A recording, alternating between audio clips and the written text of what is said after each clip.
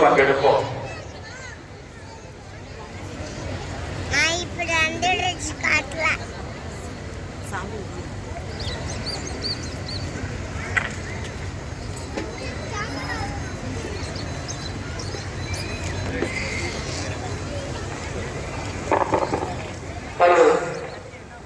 தந்தை மகன் தூய ஆவியாரின் பெயராலே ஆமென். நம் தந்தையாகிய இறைவனின் அன்பும் ஆண்டவராகிய இயேசு கிறிஸ்துவின் அருளும் தூய ஆவியாரின் நட்புறவும் உங்கள் அனைவரோடும் என்றும் இருப்பதாக